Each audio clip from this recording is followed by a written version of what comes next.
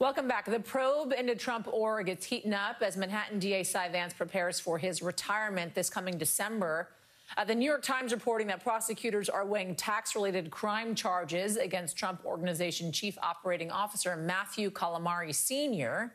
The executive used to be Trump's bodyguard, and prosecutors last week may have gotten a little closer to evidence they need because his son, Matthew Calamari Jr., also a Trump org executive, testified under oath before the grand jury.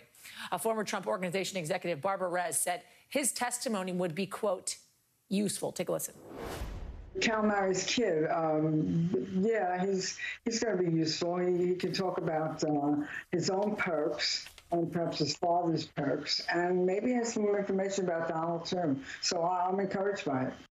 So a lawyer for both father and son last week saying, quote, they have done nothing wrong and have nothing to hide. Joining me now is former SDNY prosecutor Danya Perry and former Watergate prosecutor Jill Wine-Banks. Welcome to you both. Thanks for joining us on this. Jill, everyone's been lighting up my Twitter about your pin. It looks beautiful, by the way. Thank you always for bringing the best pins whenever you join us. Danya, I want to start with you, and I kind of want to just get the news of these possible more criminal charges. What does this say about the criminal probe right now? This says it's still a hot investigation. It's active. It's ongoing. There were those in the Trump sphere and family who were doing the victory lap when the first set of charges were announced.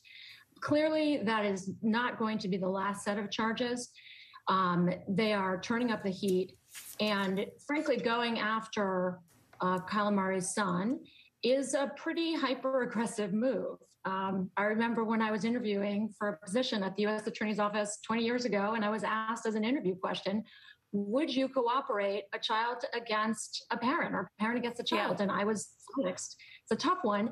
So they are not messing around, and they are going, gangbusters and pursuing all avenues. So the reports are that Calamari Jr. and the CFO, or the controller rather, were both apparently have information about Calamari Sr. and certainly against others. And so, oftentimes prosecutors will pick off the low-hanging fruit and they will try and cooperate up folks who have actionable information against, those who are more senior within the organization. Here, certainly that could be Calamari Sr., could certainly be Weisselberg, and of course there are other targets that are possible as well. So this is a live case. It's a live case. So Jill Wine-Banks, at this point, does it seem as if Calamari Jr. is the low-hanging fruit? And at what point do we get to the fruit on top of the tree? Well, of course, the top of the tree to me is Donald Trump, and that will take more evidence than probably Calamari Jr. has. We don't know how directly he is connected to knowledge of Donald Trump. So we'll have to wait and see on that. But I think that Danya is absolutely correct that this is a live case, that I think they will be hoping to wrap it up while Vance is still the district attorney.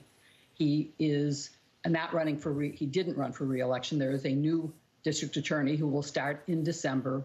And they have spent a lot of resources going to the Supreme Court twice to get the tax returns of Donald Trump. They have already indicted Weisselberg, the CFO. It is certainly possible that they will now indict the COO, who is Calamari Sr. And I think that there's a lot going on. When you look at the case, people have said, oh, it's just a benefits case, fringe benefits that weren't reported. Yeah. It isn't that. This is a 15-year fraud. It's a conspiracy. It's double bookkeeping. They kept fraudulent books. So it's much more than that. And everybody says, including you had Barbara Rez commenting there, and she has always said nothing happens at Trump Organization that Donald Trump didn't know about. So the chances are he knew what was going on. He wrote the checks for Weisselberg's children's or grandchildren's tuition. So he certainly knew about that. And that's why we have a big case going. Aside from Calamari Jr. testifying before a grand jury, what leads you to believe that Calamari Sr. could feasibly be indicted in the coming months ahead of Cy Vance's retirement? the evidence that we've seen so far suggests that he got the same apartment and car benefits that Weisselberg got and reported them in the same way. We don't know that yet. I haven't seen his tax returns. I don't know how he reported it. I don't know how the company accounted for it. I know that they fraudulently accounted for Weisselberg's, I'll call them fringe benefits, even though I've just said it's much more than a fringe benefits case. So it would seem likely that he is a target. And the fact that he wasn't subpoenaed to testify is because in New York, they have a very strange rule that isn't common, and that is if you testify before the grand jury, you are automatically immunized and cannot be prosecuted for anything you testify about. So you don't want to put anyone before the grand jury that you think you might indict. And so the fact that the senior calamari wasn't put before the grand jury, even though he likely as COO has much more knowledge, makes me believe that he is a target.